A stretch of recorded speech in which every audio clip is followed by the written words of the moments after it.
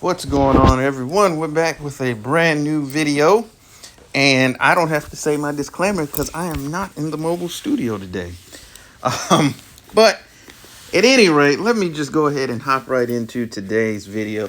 Now, if you recall, the 7 or 8 of you who watch my channel, I don't know, maybe a month and a half ago, I did a video about an influencer, the owner of Tronus, talking about that Caitlin Clark could play in the National Basketball Association. And in that video, I went through and broke down why that stance, that video, and the points were completely asinine. Well, said influencer is now back once again on the interwebs, carrying the Caitlin Clark mail. Now, here's the tweet you see. It should have popped up. So I was about to say tweet, but it's a thread. I got to get used to this. So let's read, shall we? Caitlin Clark being white, I don't know why she put that in parentheses, has nothing to do with why she is the face of the league and getting the opportunities she's getting. This is why. Most career points in NCAA Division I, men and women, with 3,951 points. Most points in a single season. Women's basketball with 1,234 points. Most career three-pointers in NCAA Division I, men or women, 548 threes. Most three-pointers in a single season, men or women's. But if you thought she was done, no, she's not. She continues on. But she thought she was done, but she was not. She continues on. She says, Carver Hawkeye Arena. This is the Hawkeye Arena. Frequently sold out at home games. Mackey Arena, Purdue. Sold out during her home game, not Iowa's. Her home game. I didn't know she was out there by herself, but whatever. Assembly Hall sold out when Iowa played Indiana. Value City Arena, which is where the Buckeyes play. They sold out during their game, with Iowa. Then she wraps it up, and you know she's serious because she put it in all caps. Come talk to me when another female athlete does this! Exclamation point, exclamation point, exclamation point. All right, so let's just take this straight from the top, okay?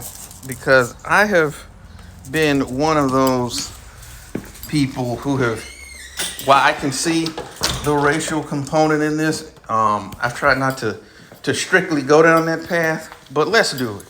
Because if we're really going to sit here and try to say that race has not played a component in how she's being covered and marketed, then I'm sorry, this person is either woefully ignorant of media, and when I say ignorant, I'm using it in the real sense of the word, meaning not knowing, because too many times people just use the word when someone does something they don't agree with or don't like. Either she's ignorant of media and the news cycle, or she's being purposely disingenuous. Because since she brought up college, let's start there then. Because even real quick, if you hear a change in the audio quality, I am now in the mobile studio. So yeah, just wanted to say that real quick. But now back to the matter at hand. If since we're going back to college, let's look at it then. Because even when she was in college and she kind of burst on the scene and was getting shine, which was cool, and it was the attention that she was generating was bringing more eyes to the sport. However, it was not just her, and to try to say that is again disingenuous, because it also was Angel Reese and Cameron Brink and Juju Watkins and Paige Buckers and so many others, fine players in women's college basketball. That particular season, so many they came together and they all balled out, and people took notice of what these young ladies was doing, and I think that is tremendous for women's basketball. But let's take it a step further, because if you will recall, during her first notable run, and I say notable where people were paying attention in the NCAA tournament, and they played LSU, if you will recall, because I certainly do, how they were being portrayed. The Iowa team was being portrayed as the heroes, and Angel Reese and those mean old black girls from LSU were being portrayed as the villains. I heard this, I read it, I saw it. We're not making this up. And let's keep it going. If you will recall, even when Iowa lost in the national championship game to South Carolina, and they were talking about bringing Iowa to the White House, a tradition that has only been reserved for the winners. They don't bring the second place Super Bowl team.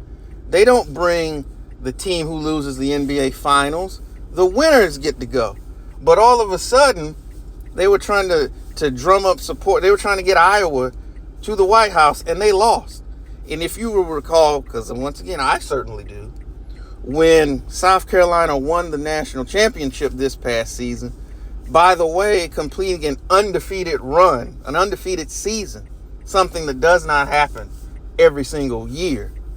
One of the first questions, if it was not the first, because I cannot specifically recall, wasn't about her team, wasn't about some of her players and what they had to overcome throughout the season. It was about Caitlin Clark and what she did for the game. Now this is coming. Now I'm coming off an undefeated season. Your team won the national championship, and the first thing they ask you about is the star player of the opponent that you just beat, who didn't have a particularly spectacular game, by the way. And Coach Staley, being the class act that she is, handled it with dignity and heaped praise upon Caitlin Clark. So this has been going on since college. And the fact that when you look at how even the support, and one of the reasons you have to look at who is supporting you at times can be very indicative. And you see so many of these people, not to turn this into a political video, who may align more on the right side of things, and people who may have engaged in anti-black sentiments, words, and deeds are suddenly on the Caitlin Clark bandwagon. Now, the thing about it is, continuing in this point, yes, the Big Three came about, and again, I wrote about it. I was in support of it. Thought she should have did it, but she didn't. But whatever. The fact that she's getting these opportunities, her identity does play a role in that. Because let's look at the USA Olympic team, okay?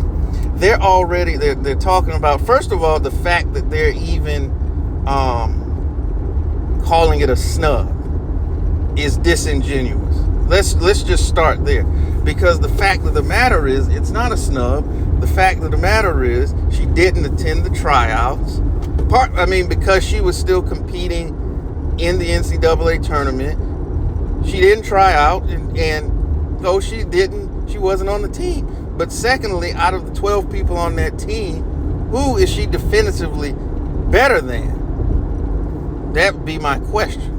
And they're calling it a snub. Meanwhile, the second leading scorer in the league was not, but I think she said she wanted to play for Nigeria, so whatever.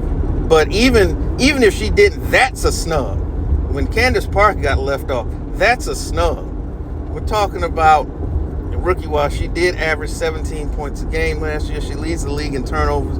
And even though it's just been 10, 11 games, she hasn't played particularly consistently good basketball any this season. So, again, we're coming back to this fact that all of these opportunities are just merit-based. And again, I'm gonna wrap up with this because I don't want to talk too long.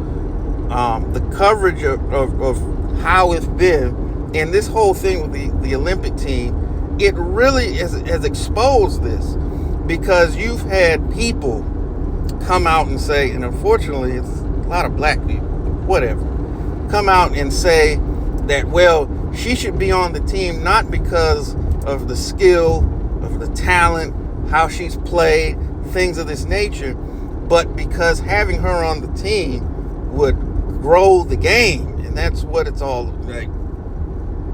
So now what we're saying is that being on the Olympic team, making the team, is not about meritocracy in terms of your talent and skills on the basketball court, but it's a popularity contest.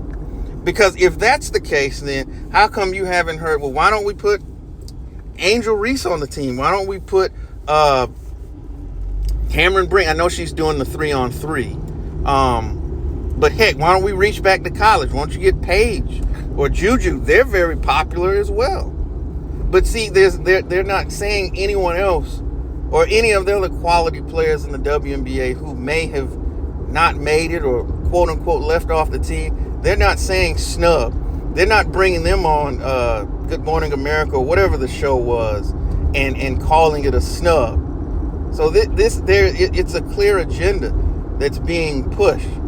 And it's easy to recognize in the fact that somebody would get up here and say this crap that she said is reckless, considering if you have a large platform, it's ridiculous. And even saying that she's the face of the WNBA, how is she the face of the WNBA when Asia Wilson is a multiple-time MVP and is dropping 30 like it's going out of style and leading the best team in the league, who's probably going to win the championship again this year? She's not the face of the league.